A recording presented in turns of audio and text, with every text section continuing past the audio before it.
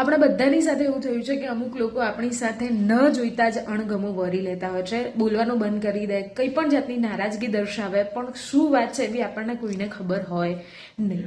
અને આવું જ્યારે બને ને ત્યારે એક વસ્તુ યાદ રાખવાની કે કોઈની નફરત, નિંદા કે ટીકાથી કંઈ આપણા પર મોટું આગ ફાટી જવાનું નથી. આપણે જ્યાં સુધી પ્રામાણિકતા, નિષ્ઠા કે નિયમિતતાથી કામ કરતા રહીશું ને ત્યાં સુધી આપણે કોઈનાથી ડરવાની જરૂર નથી. અને સીધી વસ્તુ છે કે આપણે જેમ જેમ પ્રગતિ કરતા જઈશું તેમ તેમ આપણે લોકોથી અણગમા થવાના, અણગમા પણ થશું, અપ્રિય પણ થશું. અને આ બધી જ વસ્તુ સહેવાની હિંમત રાખવી પડશે જો આપણે ઉપર જવું હોય તો. જેમ જેમ ઉપર જતા જઈશું ને તેમ લોકોને એવું લાગશે કે એ પાછળ રહી જાય છે, કાં તો એ પાછળ જતા જાય છે અને એ એમનો અણગમો અને અપ્રિયતા દર્શાવશે, દેખીતી રીતે દર્શાવશે. અને ત્યારે બસ આ આપણે બધું જોવાની હિંમત રાખવાની હોય છે.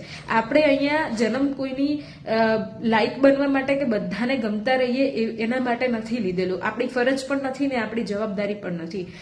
આપણે આખી જિંદગી પછી બધાને પ્રિય બનતા રહીએ અને વાલા થતા રહીએ, પેલી નાઇસ પર્સનાલિટી, એવું કરતા રહેશું તો આખું જીવન એમાં પૂરું થઈ જશે. જ્યાં સુધી આપણે કોઈને દેખીતી રીતે દુઃખી કે કોઈને અપમાનિત કરતા નથી અને ત્યાં સુધી આપણે કોઈ જ એવું ખોટું કામ નથી કરી રહ્યા, પછી એમની નારાજગી હોય તો એના માટે આપણે જવાબદાર નથી, જો આપણે એમને હર્ટ નથી કર્યા તો we are not here to be liked by everyone. એટલે ઘણીવાર આવા અણગમાને સંતોષથી સ્વીકારી લેવાના, હિંમતથી સ્વીકારી લેવાના.